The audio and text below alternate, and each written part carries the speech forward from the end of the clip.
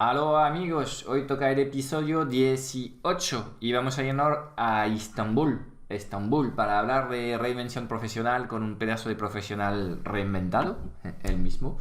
Vamos a hablar de talentos, vamos a hablar de cómo encontrar estos talentos para por fin disfrutar de una vida profesional placentera, apasionada, una vida profesional llena, para estar contento por la mañana cuando salimos de la cama y vamos a trabajar.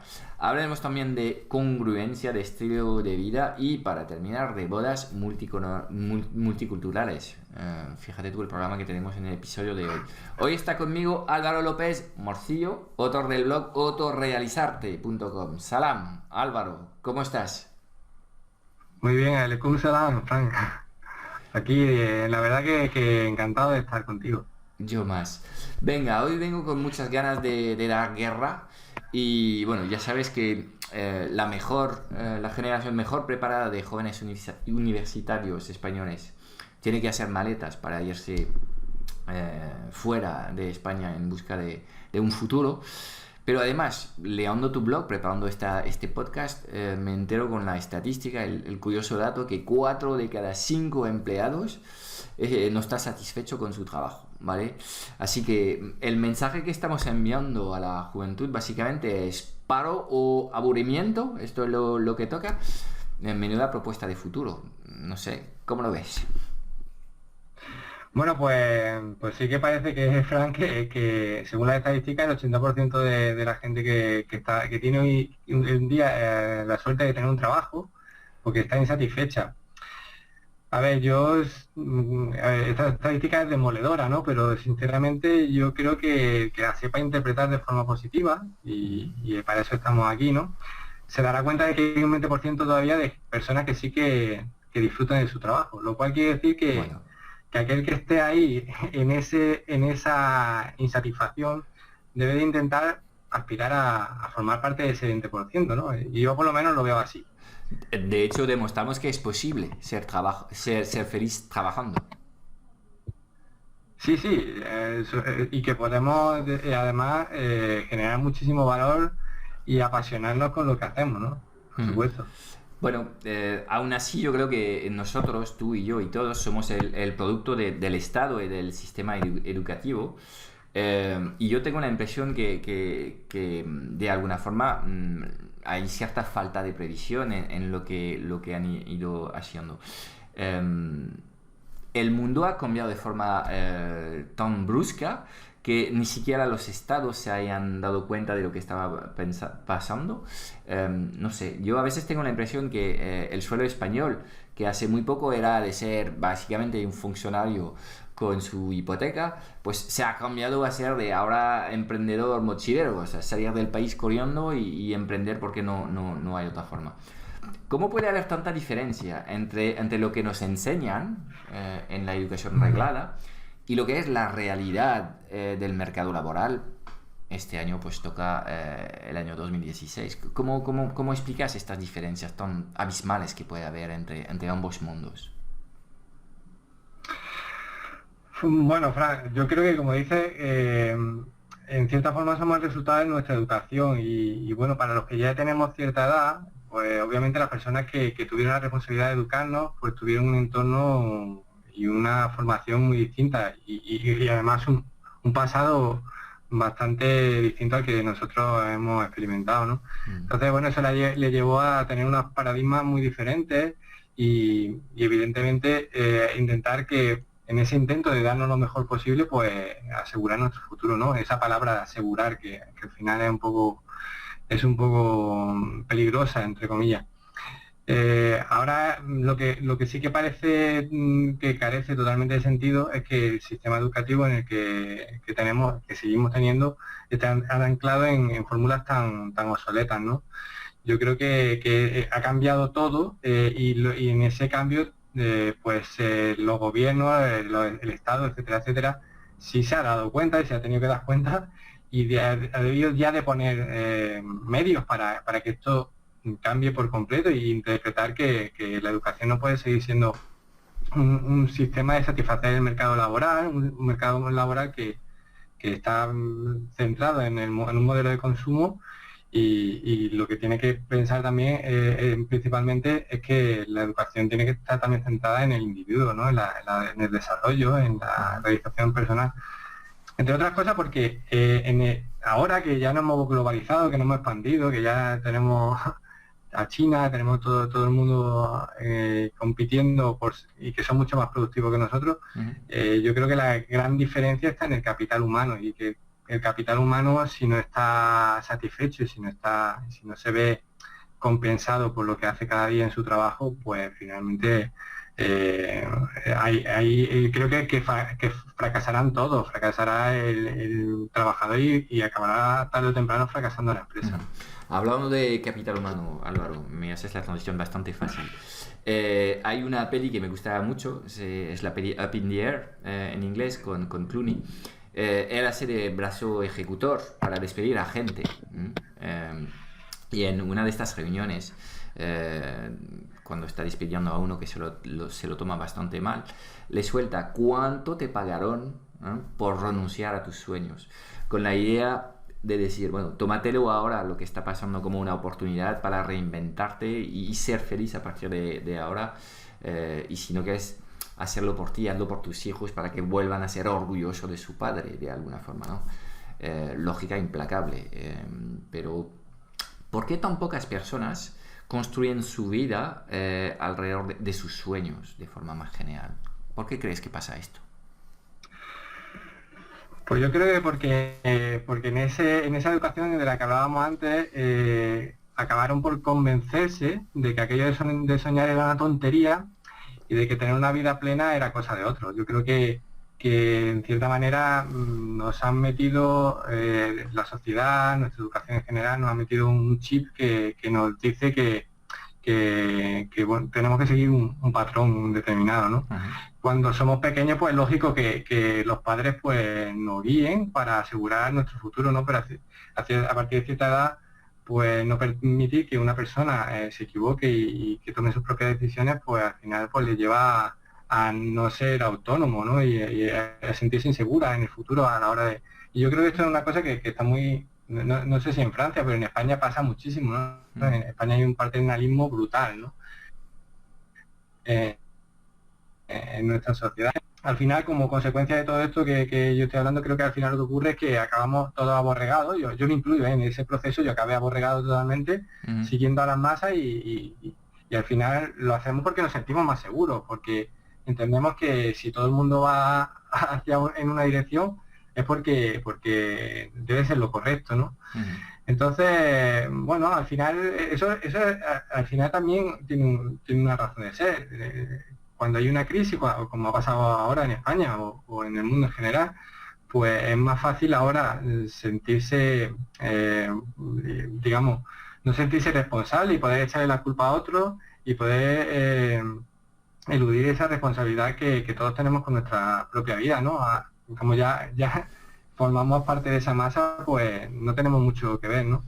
Entonces, cuando tú tomas las riendas, cuando tomas decisiones, tienes que también asumir tu propia responsabilidad de esas decisiones, para bien o para mal. Y yo creo que al final lo que pasa es un poco todo esto, ¿no? Que nos acomodamos muchísimo, que nos creemos todo lo que nos dicen y en muchos casos también ocurre que llegado a un punto pues es muy difícil cambiar, ¿no? O sea, modificar la trayectoria, ¿no? Porque ya nos hemos metido en hipotecas, en muchísimas cosas que ya sirven de excusa sobre todo.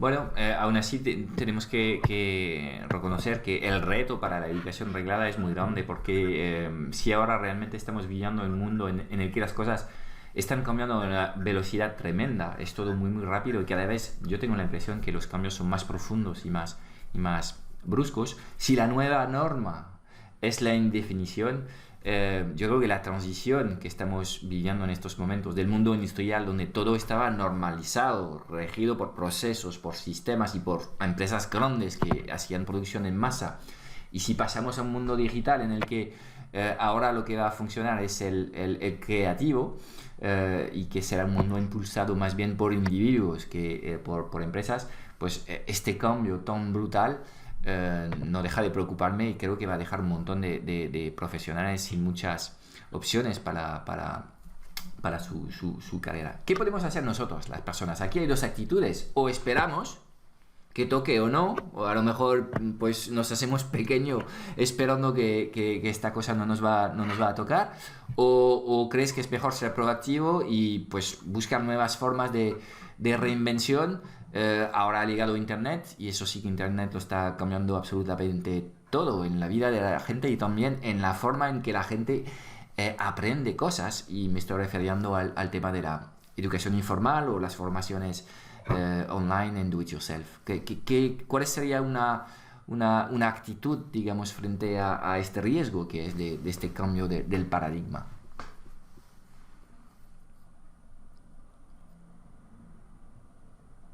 Pues, Fran, yo creo que en todo en la vida, y lo que es fundamental es tener tú el control de lo que te pasa. O sea, si tú dejas el control en manos de los demás, en manos de empresas, en manos de cualquier otra cosa, pues al final estarás a la disposición de lo que ocurra en estas cosas en la vida, ¿no?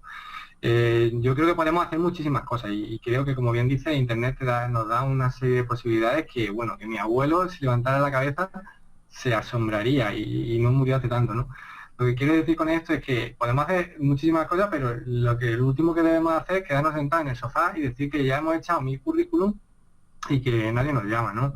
O sea, incluso antes de que nos echen, ya si llevamos 2 o 3 años viendo que la cosa no está bien, pues podemos empezar a formarnos, como tú bien indicas, y además por precios súper razonables, ¿no? Que hoy en día el conocimiento que podemos encontrar por un precio muy muy razonable, antes tenías que irte a una universidad de Oxford y gastarte, o de donde fuera, y gastarte una pasta, ¿no?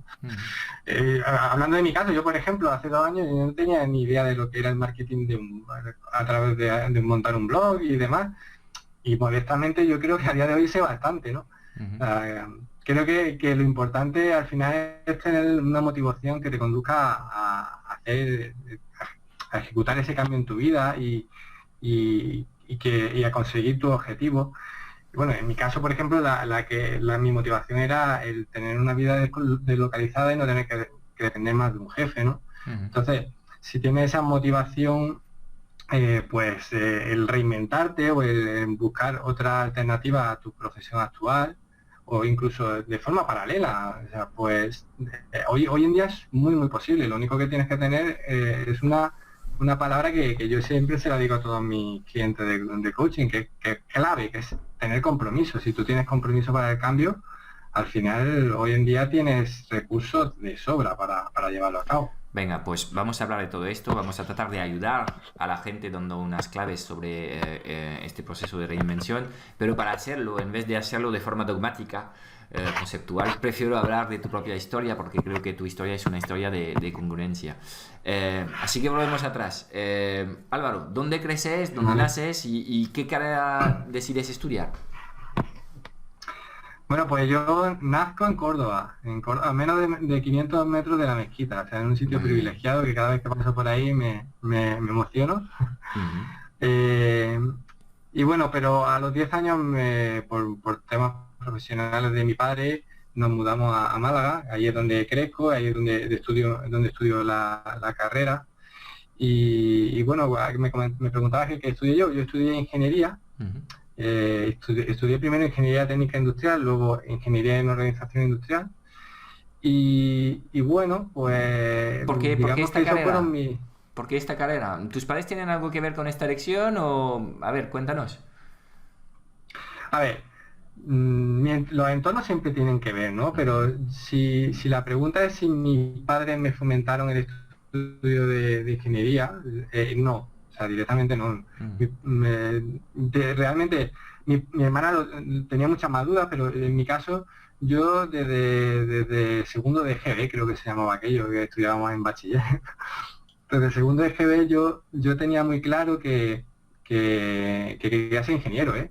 Pero me preguntas que por qué, y además esto que te voy a contestar es bastante curioso, porque yo quería estudiar ingeniería porque sonaba a grande, sonaba un reto, ¿no? A mí me han gustado siempre mucho los retos y siempre me ha gustado tirar a lo más alto, ¿no? Entonces decía, bueno, es que dentro también un poco de mis actitudes, ¿no? Sí, sí. Se me daban muy bien las Pero matemáticas, la me física y imagino demás, ¿no? que tus padres lo que querían era un buen empleo para su hijo, un empleo seguro, un empleo en el que pudieses pues, desarrollar una vida Sí, fantástica.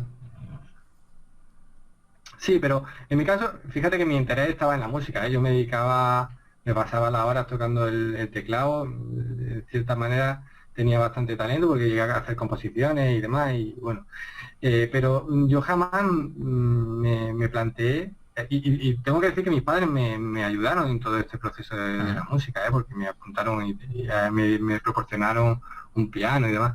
El tema es que yo por alguna razón tenía asumido que eso no era una profesión. O sea, tenía súper asumido que Pero tenía ahora que ser piensas otra cosa. igual Que, o has cambiado. no, por supuesto que no. Ahora mismo, pues bueno, o sea, tú, bueno, a mí me dice hace 15 años que yo voy a dedicarme al mundo del desarrollo personal y bueno, me he hecho Claro. de reír. Venga, Vamos, pero sin vamos a duda. seguir tu historia de orden cronológico porque creo que así entendemos mejor todo el camino que has podido recorrer. Terminas la carrera creo en 2001, ¿ok? Y enseguida haces un posgrado en management. Bueno, la vía royal, o sea, ingeniero con una formación en management, o sea, vamos, imparable. Uf, ya el futuro brillante que está ahí. De hecho, tú y yo tenemos un récord muy similar. Yo soy un poco más mayor que tú. Y Poquito nada más. bueno, pero he seguido un camino muy similar. Enseguida encuentras un trabajo. Cuéntanos un poco, ¿cómo viviste estos primeros años en el trabajo? ¿Disfrutaste bastante, creo, de estos primeros años de trabajo? Bueno, la verdad es que ahora que me haces esta pregunta y recuerdo toda aquella época, es bastante curioso porque realmente yo no hice el posgrado, no lo hice inmediatamente al terminar la carrera. Mi primera intención era colocarme. O sea, yo acabé la carrera y digo, venga, a un trabajo. El caso es que, pues bueno, no tuve éxito a la primera y bueno, aquello de que a las 2 semanas o 3 semanas, no pasó mucho tiempo, Ajá. de estar buscando trabajo y decidí irme al Reino Unido a estudiar inglés. Dije, venga, inglés es importante porque, bueno, en aquella época el inglés que se estudiaba dejaba muchísimo que desear, ¿no? Ujú. Me fui a la isla de Man, o sea, ni siquiera me fui yo a un sitio tipo Londres o yo me fui a un sitio bastante exótico, ahí a la isla de Man, ¿no? Mm. Quedó, bueno, me enteré allí que era un paraíso fiscal y bueno, etcétera, ¿no?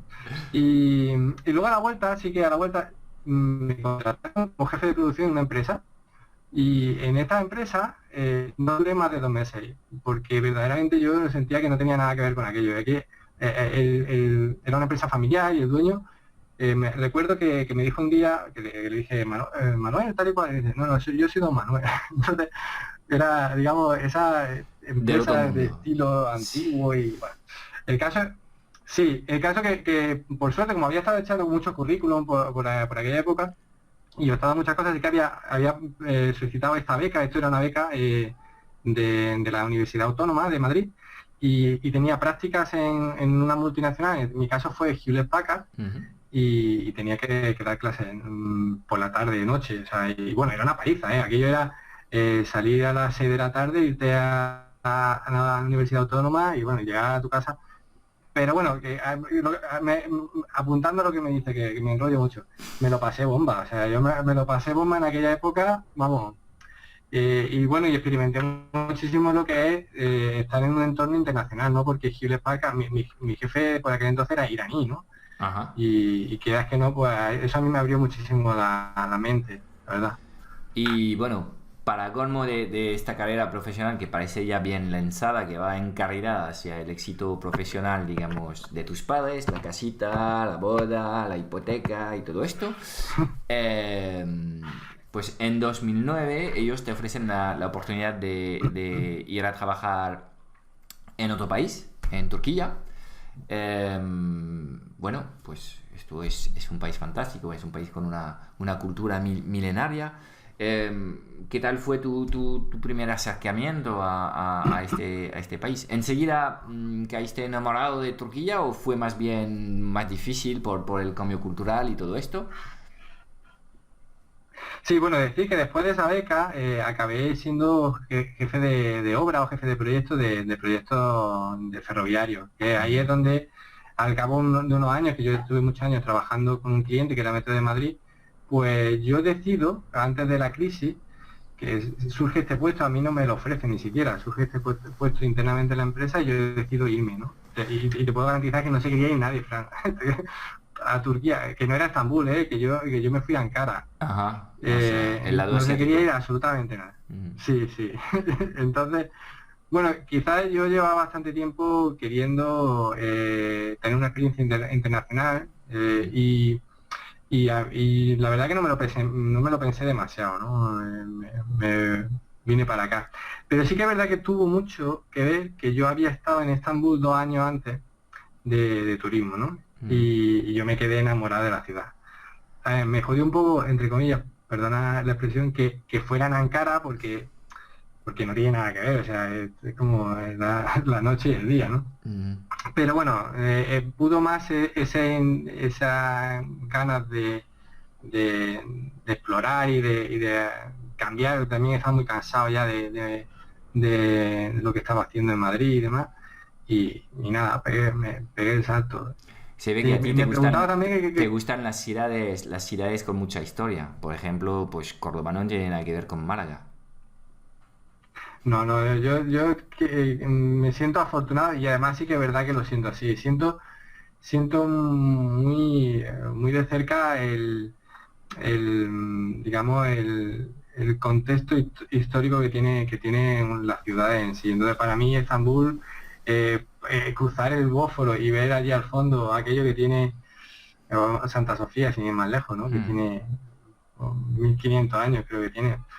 Es verdaderamente espectacular. A mí me emociona, ¿eh? ¿Y qué tal fue la adaptación? O sea, ¿conseguiste acercarte a los locales? Porque, bueno, el idioma es una barrera importante. ¿Tuviste que aprender el idioma? ¿Podías visitar las familias de los compañeros de trabajo que tenías? En fin, ¿cómo conseguiste, digamos, superar esta barrera natural que era tanto la cultura como el idioma? Pues la verdad que sí, y además puedo decir que para mí no fue nada traumático ni nada, yo lo recuerdo como algo una transición muy normal, además Ujú. de disfrutar mucho toda la que es la sorpresa de ir encontrándote cosas nuevas. Yo en mi caso tuve mucha suerte porque a mí me mandaron aquí solo, o sea, yo monté un equipo, contraté aquí a tres turcos y entonces con esto pues, fui montando pues, un pequeño equipo humano que todos eran locales, ¿no? Entonces, claro, permanentemente tenía contacto solamente con personas de aquí, ¿no? Mm. Y ellos son lo bueno que los turcos son muy hospitalarios y además tienen muchísimas ganas siempre de enseñarte cosas y se sienten muy orgullosos de sus cosas y entonces permanentemente te van enseñando comida, costumbres, etcétera, etcétera, ¿no? Mm. Entonces yo enseguida me hice muy amigo de los turcos y me sentía muy querido aquí, la verdad. Bueno, pues si miramos un poco el recorrido hasta ahora, todo va bien, o sea, vas dando una serie de pasos, vas progresando en tu carrera, vamos, de repente te transformas de la noche a la mañana en country manager ahí, siendo tú el único de tu empresa en Turquía. Pero a partir de cierto momento, pues empezaste a escuchar una pequeña voz, quizás, que te decía, pues, Álvaro, abre los ojos, ¿esto realmente es lo que quieres hacer de tu vida? No sé, está una sensación quizás poco a poco, pues, de malestar intermitente seguramente, pero que tendía a reforzarse. No sé, tú tuviste una revelación de, en plan, te despiertas de una noche y dices, esto no es la vida que quiero, tengo que cambiarla, o ha sido un proceso, digamos, más bien continuado en el tiempo en el que estabas contento y agradecido de lo que tenías, pero echabas de menos a algo más.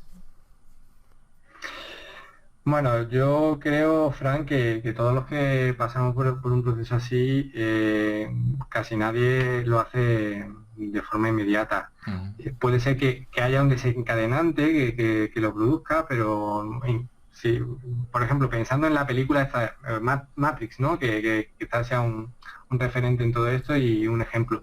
El propio Neo se encontraba mal, sabía que había cosas hasta que no llegó ahí en ese momento con el señor Lobo, ¿no? Y se presentó delante con la pastilla, quizás no cambió, o sea, quizás ese fue el momento, ¿no? Pero antes ya sí que yo sentía que quería, que no estaba contento. mm, Lo que sí que es verdad que lo que pasaba mucho, y supongo que en esto se puede sentir reflejado muchísima gente, es que yo lo que hacía era quejarme mucho. Yo me quejaba mucho, todo era una mierda, todo el mundo era terrible, y entonces ahí lo que hacía era totalmente eludir mi responsabilidad, ¿no? Y mm. ponerla y ponía en los demás todo lo que toda el asco de vida que yo, que yo tenía, ¿no? Bueno, que no era tan malo, ¿no? Pero sí que yo sentía bueno, que esa vida no era la que yo quería para mí. Ujú. Entonces, bueno, pues poco a poco voy iniciándome y voy pensando en que quiero cambiar, ¿no? Sí, a eso iba. De alguna forma has sabido positivar tu descontentamiento o el hecho de que no estabas contento, porque veo que en 2011 empiezas a formarte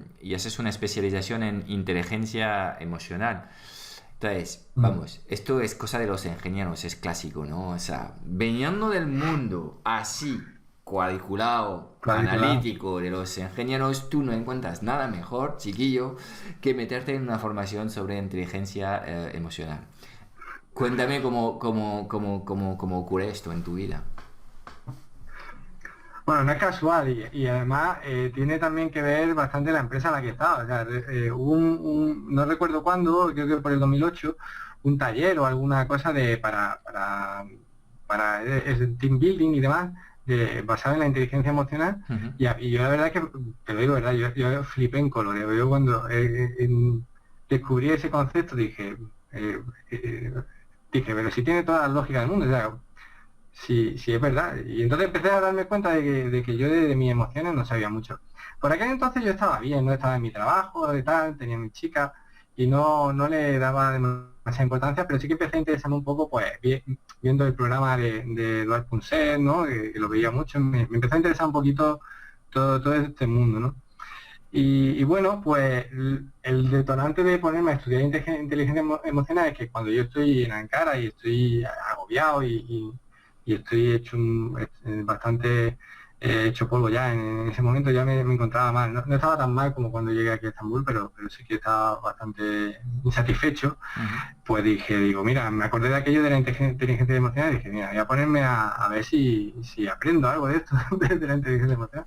Y bueno, y el caso es que, bueno, yo completé esos estudios y me dieron ahí mi titulación de experto y yo, bueno, de experto tenía, vamos, sabía mucho más que antes de empezar, pero de ahí a ser un experto, pues bueno, Bueno, es que... pero volviendo al tema de la educación, es un poco triste que personas como tú y yo, porque en mi caso ha sido exactamente igual o peor, descubrimos temas tan fundamentales como la inteligencia emocional a los 30 y pico años, porque viene alguien en una empresa en hablarnos de estos temas. Yo creo que estos son temas fundamentales que debían pues estar abordado en la educación de los chavales, al igual que las finanzas personales, al igual que muchas otras cosas que desconocemos. Y bueno, pues esto es algo fundamental por el que no estamos preparados. Más allá de la inteligencia emocional, no sé si hay un libro que tuvo un impacto más fuerte en ti para el tema de tu recomendación, Álvaro. Si es que existe este libro, pues quiero que lo compartas con los que nos escuchan en estos momentos, a ver si se contagian ellos también y empiezan a recorrer este camino en el que pues podemos por fin disfrutar de un oficio más que un trabajo que nos llene y que nos haga feliz. ¿Hay un libro que te... Bueno, libros hay muchísimos Mm. a ver, yo empecé con el de inteligencia emocional de Daniel Goleman, que es un clásico, ¿no?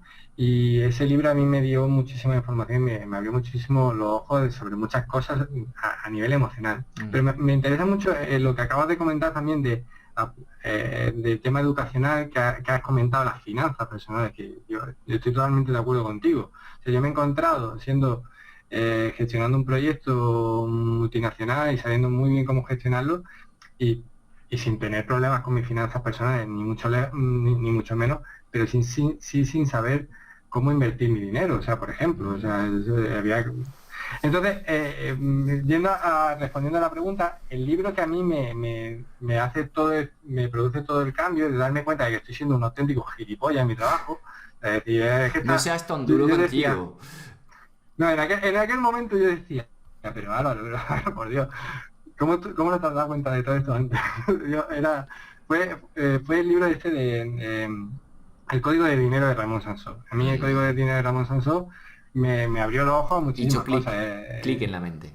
Sí, sí, entonces yo ahí me di cuenta claramente de que yo tenía que hacer otra cosa porque no podía seguir estando en la carrera de la rata, esta que tan famosa puso de Kiyosaki, ¿no? Mm. Entonces, bueno, yo creo que si alguien todavía no se ha leído este tipo de libros, sobre todo Padre Rico, Padre Pobre o El Código del Dinero, le puede venir muy bien para entender cómo podemos ganarnos la vida de otra manera de la que no, muy diferente a la que nos han contado, ¿no? Sí, yo mando un especial saludo a Raimón, ya sabes que es amigo de la Lifestyle al Cuadrado y bueno, Raimón es una persona que ha Sí, sí. transformado muchas vidas.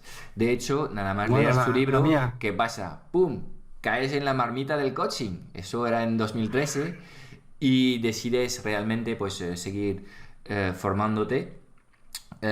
¿Forma parte sí. para ti de una decisión consciente? Porque ya tenías claro que querías reinventarte en este campo o es seguir el camino que habías empezado con la inteligencia emocional y querías más, querías saber más. O sea, en este momento ya tenías claro que querías cambiar por completo de vida o las cosas estaban un poco más confusas. Yo tenía el feeling y lo tenía muy claro que en algún momento se iba a acabar todo lo que me rodeaba. Lo tenía muy claro, pero sí que es verdad que los estudios de coaching fueron más una continuación, como tú comentabas, y fueron también mucho por un tema muy de curiosidad, ¿no? Y Mm. aparte porque a mí me venía muy bien para seguir aprendiendo más cosas sobre mí mismo, porque el coaching al final lo primero que tienes que hacer es hacerte un proceso de auto-coaching a ti. Ujú. Aparte de que yo en aquel momento, cuando yo ya me di cuenta de todas estas cosas, yo contraté a mi coach y mi coach fue Raymond Sansó, Ujú. porque yo ya dije, no, yo ya tengo que ir aquí a por todas, ¿no? Entonces, el coaching aparece y veo que es una metodología que es genial y es extraordinaria para transformar vida y la cojo con unas ganas brutales, ¿no? Ujú. Quiero decir al final yo me siento mucho más formador y me encanta el coaching, me encanta ejercer como coach, pero en ese proceso de transformación yo me voy dando cuenta de que a mí lo que me gusta y lo más es incluso el tema formativo, ¿no? Ujú. Entonces, digamos que es como un proceso bueno, que dura muchísimo tiempo y que va siguiendo unos pasos pues de forma casi natural y subconsciente en cierta manera, ¿no? Yo no fui conscientemente diciendo, no, me voy a reinventar como coach y para Ujú. eso me voy a estudiar esto. No fue mi caso, ¿eh? Vale, vale. Bueno, No. de todas formas vamos a seguir en esta charla dando más pautas para la gente, para ayudarles quizás a Ujú. encontrar sus talentos y ir, pues, quizás dando una especie de hoja de ruta, si podemos hablar de esto, pero vamos, pasos que hay Ujú. que seguir para seguir avanzando en un proceso de reinvención. Pero llega un momento en el que pues ya sigues avanzando con este tema del coaching y tu trabajo se te hace, creo, algo insoportable y tomas la decisión de dejar tu trabajo, quedarte en Ujú. Turquía, apostar por emprender y crear tu blog. Mira, chico, a ti te gustan las cosas duras, las cosas potentes, ¿no? Porque solo con decir lo que acabo de decir en esta frase, a mí me da muchísimo respeto. ¿De dónde has sacado la fuerza para tomar una decisión tan valiente, Álvaro? Bueno, pues de mucho tiempo, de mucho proceso de autoconocimiento y de introspección personal y de desarrollar un sentimiento de responsabilidad hacia mi vida Ujú. y de tener claro que tenía que ponerle límite a la majadería que estaba haciendo con ella. O sea, sinceramente, eso fue lo que, a pesar de todo el miedo que aquello suponía, porque me costó muchísimo Ujú. y de hecho, aunque yo tenía pensado en marcharme de la empresa y tenía una fecha de caducidad, fue un momento en el que ocurrió un accidente laboral a uno de mis empleados en el que yo me vi a mí mismo y me encontré con mí mismo y dije que no tenía por qué seguir ni un minuto más. O sea, me hice esa pregunta, ¿por qué? ¿Por qué tengo que seguir más? O sea, aunque ya tenía la fecha, ¿no? Entonces decidí que no, que se acababa, que tenía que acabarse y punto. Y fue cuando pues tomé esa decisión tan drástica y que sí que da respeto. Me da a mí así desde la lejanía y a veces incluso me miro de reojo y digo, la madre que te parió". ¿Cuándo era esta decisión, Álvaro? ¿Hace cuántos meses? Esto fue hace Casi 2 años, un sí. poquitín, Ujú. más de 2 años. Pues Hace ya. cuéntanos cómo va el negocio, cómo va el blog que has montado, todo realizarte. Danos un poco de información sobre lo que has sabido construir, ya estando, digamos, full time enfocado a lo que es tu nueva vida y tu nuevo negocio. Ujú. Bueno, el blog va muy bien. El blog yo estoy muy contento sobre todo porque responde a un proyecto personal, a un proyecto que a mí me da la vida cada vez que me pongo a trabajar en ello. Nada que ver con aquello de hacer una super mega obra, que al final, bueno, que tiene mucho sentido para muchas personas, pero que no tenía nada, no tenía mucho que ver para mí. ¿Encuentras Y bueno, mucha más satisfacción en este trabajo que tienes ahora que en lo que hacías sí, antes? por supuesto, vamos, yo a ver, no tengo ni de lejos esa comodidad ficticia que yo tenía en su momento de tener una casa, tenía un casón, tenía un dúplex lo pagaba la empresa, por supuesto, ¿no? Mm. De 200 y pico metros cuadrados, tenía un cochazo. Yo he pasado de que me viniera a recoger en alguna ocasión un chofer a ir en autobús, o sea, que digamos que el cambio es muy drástico, ¿no? Pero para mí es que sinceramente no tiene color, porque es que yo ahora mismo tengo autonomía de mi vida y tengo el control que hablaba antes de mi vida y puedo permitirme hacer aquello que quiero cuando quiero, ¿no? Y esto quiero que no se confunda, porque parece y no sé si tú estarás de acuerdo conmigo, que no estamos todo el día disfrutando a full todo lo que hacemos. O sea, No. lo que disfrutamos es la idea de la misión que tenemos marcada y de la visión que se alinea con nuestro propósito, vamos. Yo creo que O también sea, disfrutamos mucho de la forma que vivimos la vida. Tenemos una vida distinta a la de muchas otras personas. Obviamente esto no nos exime de trabajar como animales, pero estamos trabajando con un exactamente. propósito muy distinto porque estamos ayudando a muchas personas y además pues estamos construyendo algo nuestro en vez de estar construyendo el sueño de otros. Yo creo que todo es Efectivamente. realmente lo que nos compensa. Por eso cuando dices que vas ahora en autobús te entiendo perfectamente porque estoy seguro que si te vas a dar un paseo por las calles de Estambul a las 11 de la mañana pues serás una persona muy atípica porque normalmente ellos están trabajando. Tú pues tienes la flexibilidad en tu modelo de trabajo y te puedes permitir estos pequeños lujos. Sí, sí, por supuesto. Y que eso al final tiene la contrapartida de que en otro momento, un fin de semana o cualquier otro momento, tienes que a lo mejor estar hasta las 12 de la noche Exactamente. porque tienes que cumplir tu objetivo, porque si no te los marcas y pues Sí, sí. no llega a ningún lado, ¿no? Entonces, pues bueno, muy satisfecho con el blog, la verdad, y con la respuesta que está teniendo, con la respuesta tanto a nivel de audiencia como a nivel de clientela. Mm. La verdad que muy satisfecho, me está permitiendo vivir Entonces, pues bien. Yo quería tenerte en el podcast porque creo que realmente tu historia es la historia de un cambio muy, muy profundo, ¿no? Del ingeniero que trabaja como expatriado en multinacionales y tal, que ahora pues se transforma en un coach para personas. Es una reinvención para mí. Bueno, no es una pequeña reinvención, esto no es cambiar de industria y seguir haciendo lo mismo, esto es un cambio absolutamente brutal y enorme. Y ahora que te tenemos y que hemos contado a los que nos escuchan un poco lo que ha sido tu historia, pues me gustaría tratar esta vez sí de racionalizar un poco este proceso que has vivido. Ya sé que estás ayudando a muchas personas también a arrancar sus procesos de reinvención profesionales y les acompañas. Vamos a tratar de dar algo de información para gente que ya tiene muy claro que el trabajo que tienen en estos momentos es algo que no les llena y que no les va a hacer feliz nunca, con lo cual saben que tienen que hacer algo, pero por algunas razones, no sé si han empezado o no han empezado, pero vamos a tratar de explicarles pues cómo arrancar con todo esto, porque es un proceso que da muchísimo miedo. O sea, cuando te afrontas a, mira, yo no estoy contento, quiero hacer otra cosa, dices, vale, bien, pero para pasar de este punto a este otro punto hay aquí un camino enorme con muchísimas cosas que hacer.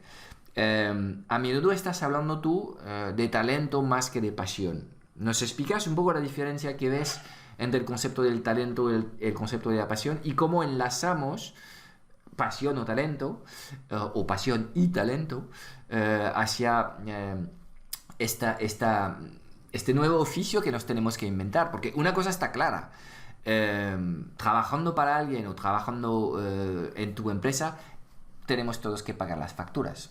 De esto no hay quien se escapa, ¿no? Y esto en un proceso de reinvención es una incógnita bastante importante, ¿no? ¿Cómo voy a pagar las facturas? Efectivamente, es la clave, Fran.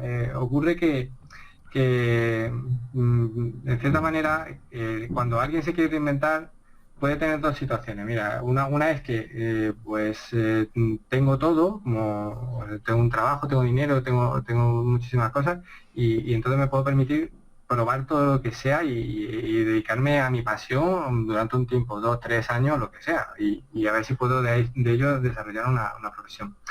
Pero la mayoría de las personas no se encuentran en esa situación, y aunque se encuentren, le va a dar mucho respeto dejar de tener unos ingresos regulares, porque somos así, ¿no? Que queremos tener esa cierta seguridad, Sí, ¿no? sí. Entonces, Estoy contigo. Aunque tengas un colchón de 5 años, cuando llegas al cuarto o el quinto año estarás, bueno, quizás me tenía que despertar. ¿Y ahora qué?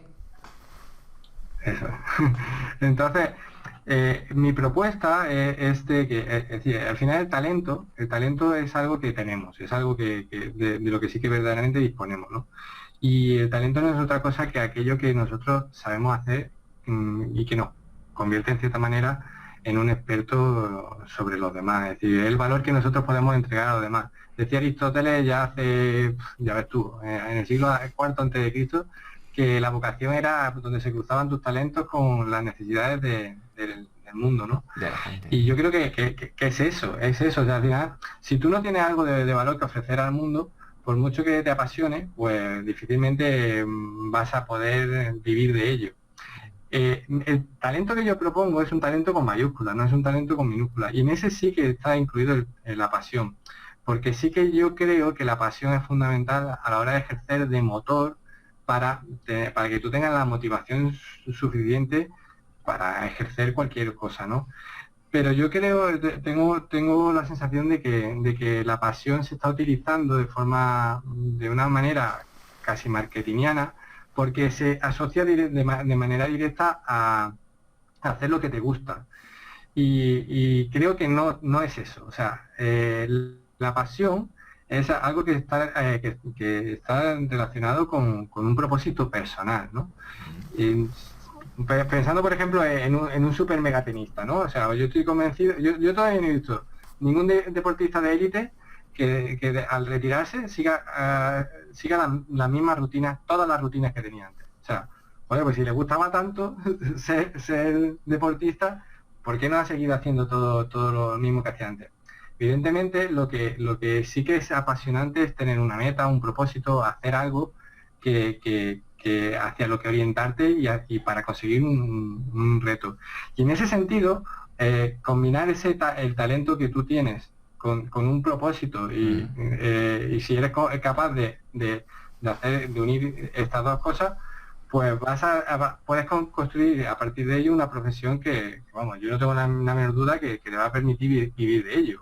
Vale. Bueno, siempre y cuando haya necesidad en el mercado, claro. Yo creo que tú lo sabrás mejor que nadie, pero muchísimas personas tienen muchos talentos, pero es que no lo ven.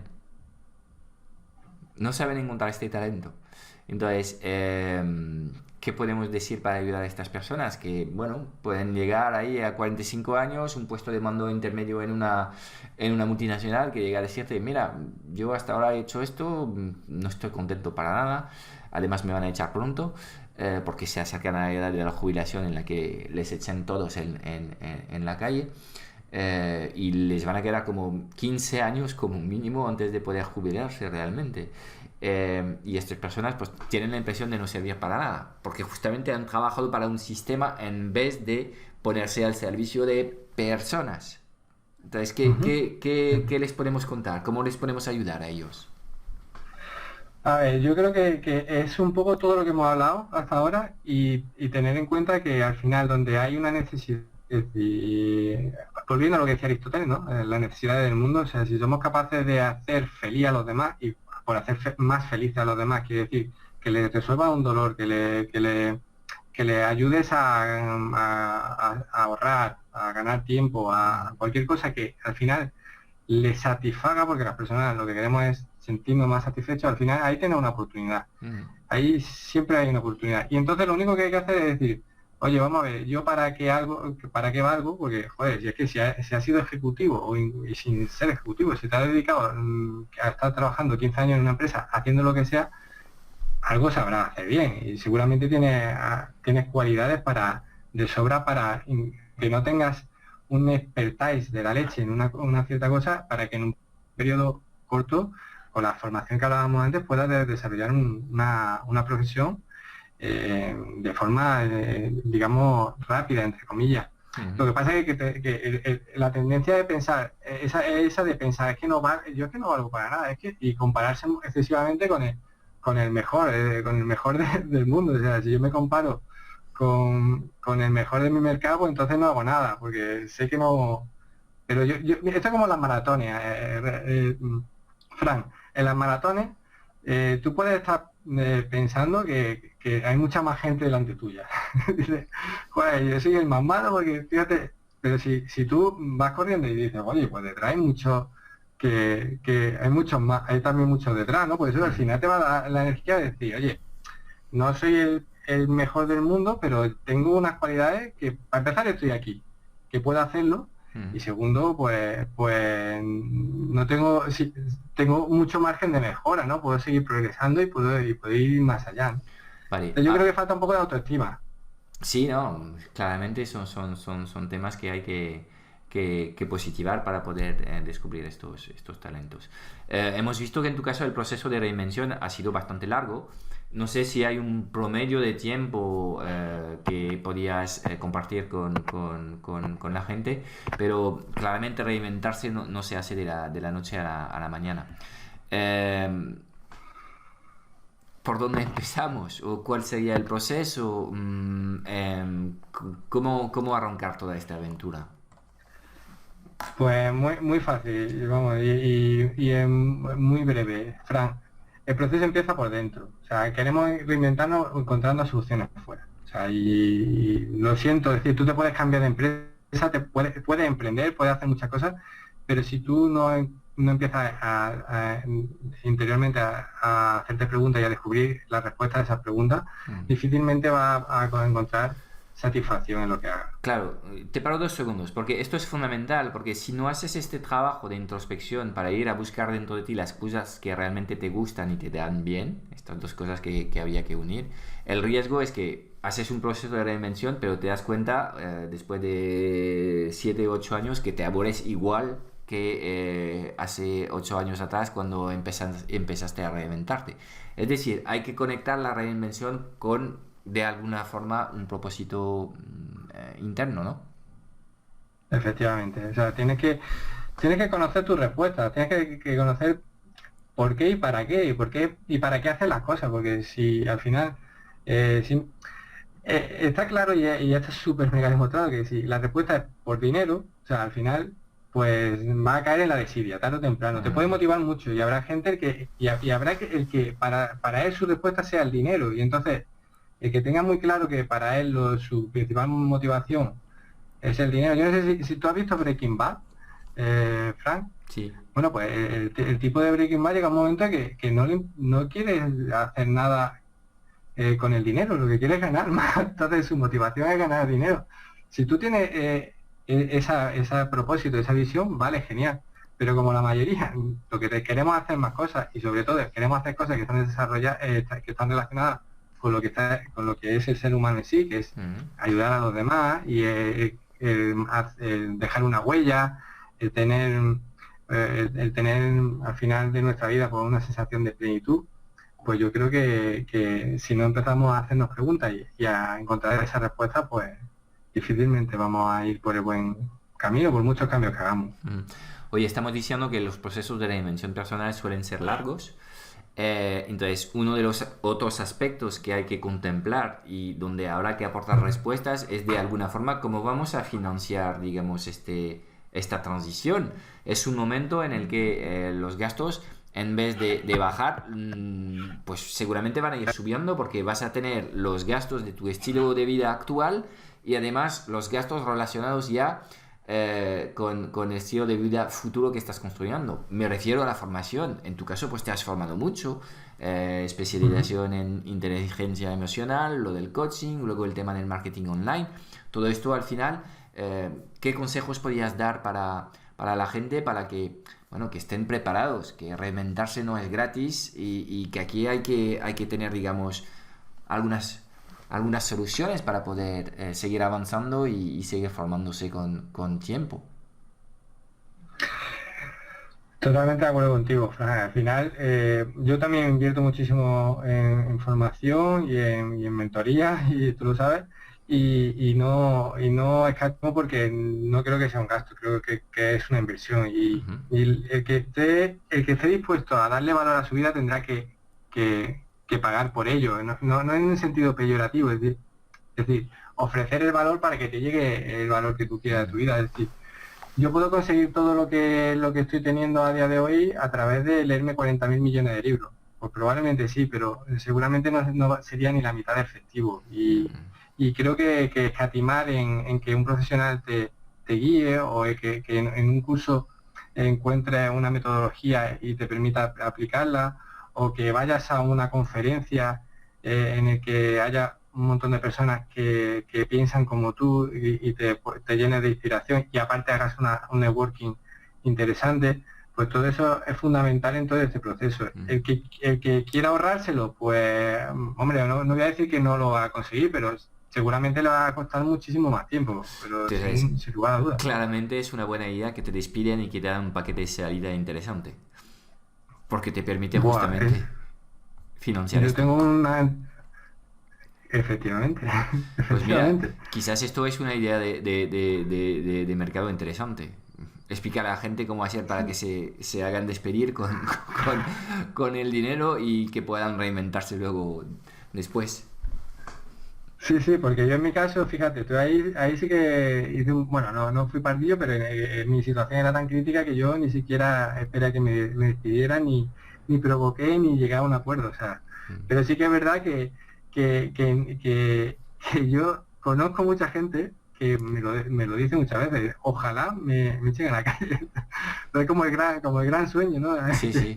que, te- que, que alguien te tome la decisión por ti y que además, bueno, te venga con un paquete importante, ¿no? Hombre, a mí me ha pasado que me despidieran y me han dado algo de dinero y la verdad es que, bueno, en este caso les agradezco. Ha sido la mejor decisión que ellos han tomado para mí, porque desde luego a partir de ahí empecé a trabajar full time en mi negocio y es a partir de ahí que mi negocio empezó a crecer, con lo cual, bueno, pues si puede ser, es una buena idea. ¿Qué otros Sí, pero en tu consejos que... caso, Fran, ¿Sí? perdona, Fran, pero en tu caso tú Ya ya tenías estaba... un plan B, Sí, sí, ya estaba tú ya reinventado. estabas en ello. Mm. Claro, claro. Claro. La gran diferencia es que a mí me tocó un despido en un momento en el que mi proceso de rehabilitación era muy avanzado y bueno, era solamente un empujoncillo y no un salto al vacío como en los demás casos, es cierto. Ujú. Álvaro, ¿qué cosas suelen ser más complicado con los clientes que tienes que están trabajando en este tema de la rehabilitación personal? ¿Qué dos o tres consejos claves quisieras compartir ahora con una persona que se encuentra en esta situación? Vale. Eh, pues sobre todo hay dos cosas que le pasa a la mayoría y una es la impaciencia, que tú fíjate, estamos hablando de procesos muy largos Mm, y obviamente pues es muy natural, ¿eh? Querer salir de esa insatisfacción de una forma rápida pues es muy natural. Entonces eso suele pasar muy a menudo, ¿eh? Que el tener impaciencia para porque las cosas cambien de forma muy rápida, ¿no? Y la segunda es la incertidumbre, ¿no? El miedo a la incertidumbre. O sea, el ajá. miedo a la incertidumbre de no saber qué, de hacia dónde tienes que dirigirte y de, en cierta manera, con trampilla intentar que sea el mismo coach el que te diga lo que tienes que hacer, ¿no? Porque al final te sientes más cómodo con que alguien te, te Sí, diga cuál es. es el típico caso en la empresa que no se ponen de acuerdo los tres departamentos que tienen que lidiar con el proyecto. ¿Qué hacemos? Le llamamos al consultor. Venga, consultor, hazlo tú. Eso. Eso es, exactamente. Pues en este caso pasa un poquito también, ¿no? Mm, Yo creo que el ser humano tiene un tremendo miedo a la incertidumbre y sobre todo en nuestra sociedad, como hablaba anteriormente, pues el excesivo paternalismo que hay en España, al final, de cierta manera, nos lleva a no ser muy dueños de nuestras propias decisiones de una forma permanente en nuestra vida mm. y cualquier decisión importante nos cuesta muchísimo tomarla, ¿no? Entonces yo el consejo que tú me decías que le diera bueno, a la gente que esté un poco en esa situación, aparte de que ya he dicho anteriormente, de que empiece a hacerse preguntas y que contrate a un profesional, por supuesto, porque va a ser mucho más efectivo, es que empiece a explorar, pero desde ya, o sea, que empiece o sea, está muy bien, y mira, que a lo mejor esto tira un poco piedras sobre nuestro tejado, Fran. Está muy bien leer blog y está muy bien leer libros y está muy bien ver TED, esta conferencia de TED. Esto inspira muchísimo, pero hay que empezar a explorar y hay que empezar a moverse y hay que salir fuera, relacionarse con gente que piensa como tú y, y entonces enseguida vas a empezar a encontrar la energía de cambio que Mm. necesitas poner en tu vida. Dicen por ahí que se encuentra el sentido de la vida en la acción y no tanto en la reflexión. ¿Estás de acuerdo? Hombre, por supuesto, sí, sí. A Mm, ver, es cierto que como dice Stephen Covey, todo se crea dos veces, ¿no? Primero se crea en la cabeza y luego se materializa. Y dicho esto, yo soy, vamos, yo siempre digo que las ideas no valen absolutamente nada, porque vivimos en un mundo en el que todo el mundo tiene buena idea y todo el mundo tiene la idea del negocio del siglo, etcétera, etcétera. mm. Las ideas no sirven de nada. O sea, pensar que somos creativos por tener ideas es una falacia. O sea, la creatividad se materializa cuando creas y cuando haces cosas. Mm. Entonces hay que pasar a la acción, hay que hacer, hay que hacer. Bueno, los creativos son gente que no han parado de repetir los mismos gestos durante años y años y llegan a la máxima perfección que esto es el arte, pero hay un trabajo de preparación y repetición en la técnica absolutamente fundamental. Oye Álvaro, yo sé que también en Turquía has encontrado algo más que felicidad profesional. Hace muy pocas semanas te has casado. He visto un par de fotos que has sacado de tu viaje de novios y la verdad es que las fotos eran impresionantes. ¿Por dónde fuisteis, tu chica y tú? En la luna de miel, ¿no? Mm, Estuvimos en Tanzania, estuvimos de safari en el parque de Serengeti en Ngorongoro. genial. Bueno, no llegaron a 2 semanas, pero hicimos una parte de playa en Zanzíbar y otra playa, en otra parte ahí de safari en estos sitios que a mí me parecieron brutales. Además me encantó la experiencia porque estando en una ciudad como Estambul, que es preciosa y etcétera, pero yo vivo muy lejos de todo este glamour exótico que tiene Estambul, Sí. que es una mole de cemento. Esto es una mole de cemento increíble. Salir y ponerte en contacto con la naturaleza, que es otra cosa que le aconsejo a todo el mundo. Ir al campo, ir a la naturaleza, conectar con, o al mar o a donde sea, pero conectar con la naturaleza. A mí me vino, me llenó de energía, me vino genial, me vino Bueno, estupendo. y se ve que a ti te siguen gustando estos aspectos multiculturales, porque no, bueno, casarse ya es una aventura, pero en tu caso, pues te has casado con una turca. Bueno, ¿cómo llevas esto de la mezcla hispano-turca? ¿No hay ningún problema en... ¿Los turcos son parecidos a los españoles o no tanto? Mm, Bueno, no somos, tenemos la sangre caliente, como digo yo, pero de ahí a que seamos parecidos, pues bueno, al final yo creo que todo está en cómo, en la relación que tú llevas con la otra persona, pero evidentemente las diferencias son importantes y a veces se hacen importantes, sin ir más lejos el idioma, ¿no? O sea, mm, nosotros nos comunicamos principalmente en inglés, que al final no es el idioma de ninguno, mm. y eso al final en algunas ocasiones también genera ciertos conflictos, ¿no? Esto Pero es un bien, por poco ahora más bien. complejo porque tú sabes también que estoy casado con una chica española. Casualmente, esta chica es de Córdoba, esta ciudad donde naciste tú y que te gusta tanto. Y bueno, pues yo también estoy viviendo, digamos, un matrimonio, aunque nosotros vivimos en pecado, pero vamos, un matrimonio bicultural.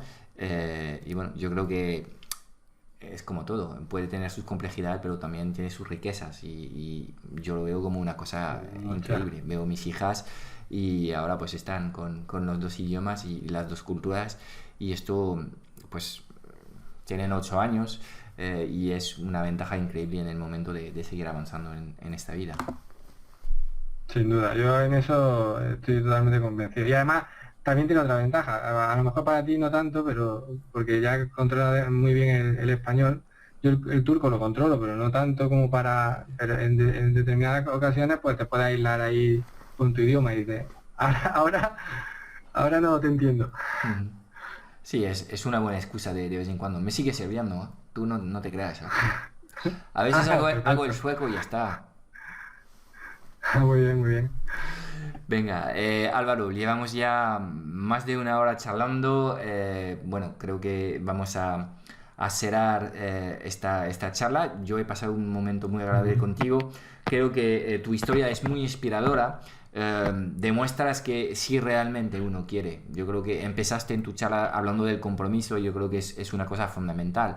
Un proceso de Ujú. reinvención personal profesional, perdón, tiene que empezar con un compromiso muy fuerte, pues si uno quiere, aunque este camino no sea un camino ni mucho menos ni fácil ni rápido, es un camino en el que seguramente habrás disfrutado mucho y que si se puede reinventarse, aunque tengas 40, 45, 52, 59, es que me da igual, todos vamos a tener que curar hasta los 70. En algún momento te va a tocar una reinvención profesional. La cuestión es cuándo arrancas y empiezas a prepararte. Yo el mensaje que enviaría a los oyentes es cuanto antes empiezas con un plan B, aunque a un ritmo súper pausado, cuando antes empiezas con estas preguntas fundamentales que has mencionado en la introspección de qué cosas me gustan de verdad, dónde realmente puedo ayudar a la gente, cómo puedo impactar de forma positiva el mundo, estas preguntas que pues quizás cuando tienes 25 años pues tienes otras preocupaciones, pero a medida que vamos creciendo yo creo que a lo largo de estas preguntas son preguntas fundamentales, pues en algún momento en tu vida vas a tener que afrontarte a este proceso, que sepas que existen profesionales muy bien preparados que te pueden ayudar y acompañar, porque es un proceso muy largo en el que tengas que afrontar muchos temas distintos. Y al igual que el blogging, porque yo creo que hay ciertas similaridades entre crear un negocio digital y empezar un proceso de reinvención profesional, pues las cosas se hacen paso a paso. Bueno, pues esto Efectivamente. es el ritmo que hay y que cada uno tiene sus propios ritmos internos que no podemos forzar. Aunque haya impaciencia, aunque haya ganas de tocar ya tierra, una vez que estás metido en este viaje, pues es mejor disfrutar de lo que es el propio proceso. ¿Qué es lo que te ha pasado a ti? Yo te veo realmente apasionado con estos temas, estos temas del coaching, de la inteligencia emocional, y yo creo que esto es fundamental para poder llevar a cabo un proceso con éxito. Álvaro, cuéntanos por favor, ¿cómo nos ponemos en contacto contigo? Primer punto. Y no sé si nos quieres contar también cosas que vas a lanzar en el blog en estas próximas semanas. Pues adelante, este es el momento. El blog es autorealizarte.com, lo vamos a poner por debajo del vídeo. Pero vamos, cuéntanos un poco cómo ponerse en contacto contigo. Bueno, pues por supuesto en mi blog, autorealizarte.com con 2 R, Sí. aunque lo vas a poner aquí abajo. Tengo un formulario de contacto, también tengo por ahí el email en el que se puede contactar conmigo, y bueno, en las redes sociales, sobre todo en Facebook y en Twitter es donde estoy más activo. Tengo también perfil de LinkedIn. En cualquiera podéis buscar por mi nombre o por Álvaro López Morcillo o por Autorealizarte en el caso de Twitter y de Facebook. Ok. ¿Algunas cosas previstas en este inicio de año? Bueno, sí, este principio de año ya. Lo primero que voy a recuperar es un poco la presencia del vídeo, que empecé con aquello, pero al final lo dejé. En el 2014 estuve haciendo vídeos y el 2015 no tuve ninguno. Este año me apetece y creo que puedo aportar ahí algo que me apetece, que creo va a ser divertido. Y segundo, pues mira, justamente hablando de acción, este año tengo el compromiso de que hacer que los que están ahí al otro lado empiecen a pasar a la acción y va a haber novedades que enseguida Correcto, es la voy que a dejar todavía para ahí. no quieres comunicar, pero nos podemos No esperar cosas. sí, enseguida va a estar disponible en el blog el procedimiento, porque lo que sí que voy a hacer es que para participar en estos retos, como tú comentas, que van a ser retos efectivamente, las personas que estén interesadas se pongan en contacto conmigo y tendrán acceso a un grupo privado y vamos a estar muy en contacto con ese grupo de gente verdaderamente comprometida, inconformista, que quiere llevar en 2016 el cambio en su vida.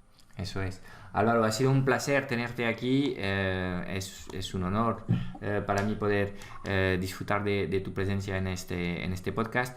Te deseo todo lo mejor para el 2016, tanto a nivel personal como a nivel profesional. Y obviamente tú y yo estamos en contacto muy, muy cercano y seguiremos maquinando y ideando un montón de actividades para que la gente sea más feliz y pueda vivir una vida más acorde con sus valores, sea cuáles sean estos valores. Lifestyle, amigo mío. Esto debe ser la palabra del año 2016. Lifestyle. Eso es. Y para que se autorrealicen. Eso es. Álvaro, muchas gracias y hasta muy pronto. Un fuerte abrazo desde Estambul, Frank. Chao, chao.